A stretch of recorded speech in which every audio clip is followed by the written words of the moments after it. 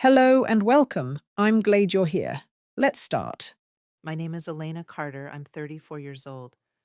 For my parents' 45th anniversary, I flew 2,500 miles with a gift wrapped in deep blue satin paper, the same shade from their wedding photos.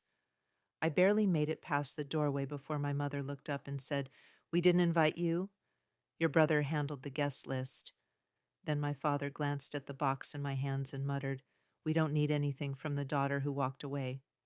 He nudged the gift aside like it didn't matter. I picked it up, and I left. What they discovered inside that box, what it had cost me, what it proved, and who had truly been paying to keep a roof over their heads, sent them driving 12 hours straight to my apartment door. But that didn't happen until later. Let me take you back 4 years, to the afternoon I found out my parents were about to lose their house. I grew up in a small town called Millbrook, Pennsylvania, population barely 5,000. The kind of place where everyone knows your name and your business. My father, Thomas Carter, ran a small auto repair shop off Main Street. My mother, Denise, worked mornings at the local library. And my older brother, Ryan, 3 years ahead of me, was the center of gravity in our house. Ryan was confident where I was reserved. He told jokes at dinner while I washed dishes. When he brought home report cards, Dad read them aloud like headlines. Mine were just as good, but they were quietly filed away. At backyard cookouts, Dad had a favorite line. He'd clap Ryan on the shoulder and say, "That's my legacy right there." Then he'd look at me and add, "And Elena, well, she marches to her own drum." Everyone would laugh. I laughed too. I was 9 the first time I heard it, 22 the last. After college, I accepted a position as a physical therapist in Charlotte, North Carolina.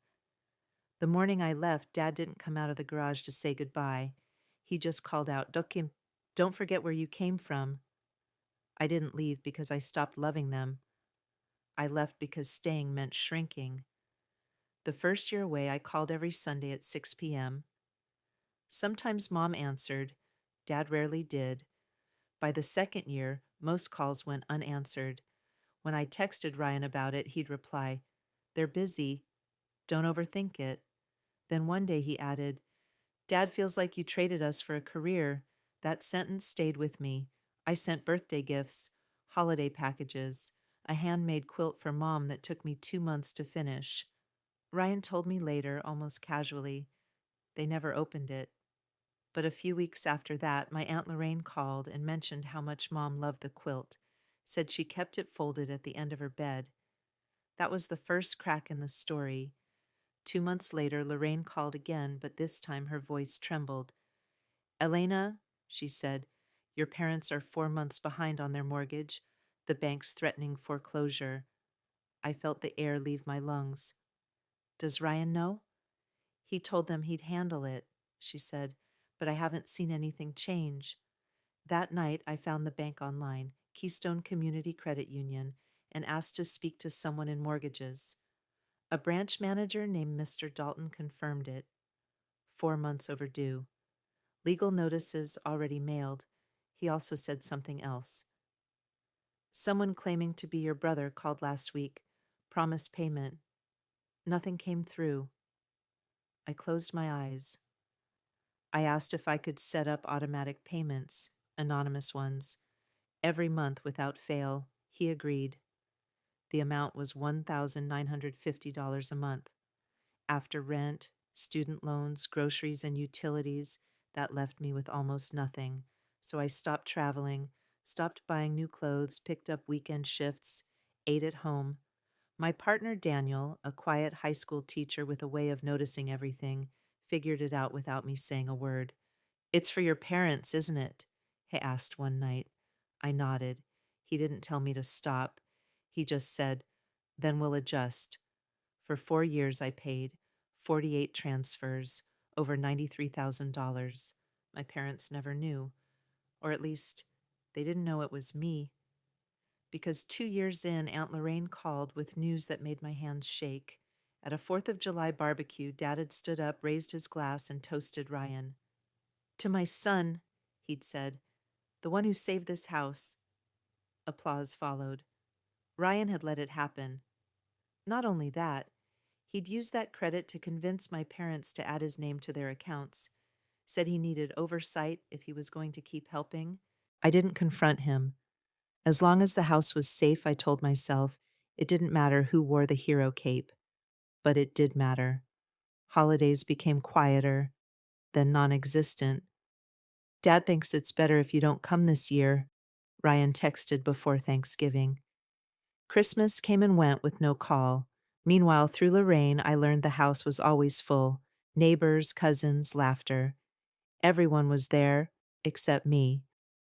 The mortgage balance fell steadily, from $110,000 to $70,000, then $40,000.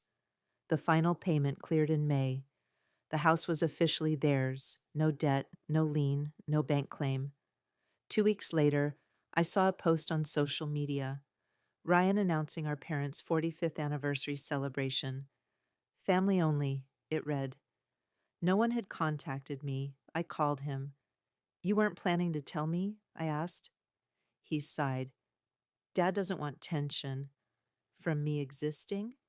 It's complicated. It's not, I said. I'll be there. That night, I requested every mortgage document from Mr. Dalton, payment history, transaction logs, payoff certificate. My name was on every line. I wrote a letter, too. It took 3 drafts before I could finish without crying. On the day of the party, I drove from Charlotte back to Millbrook, 12 hours alone with my thoughts and a satin-wrapped box in the passenger seat.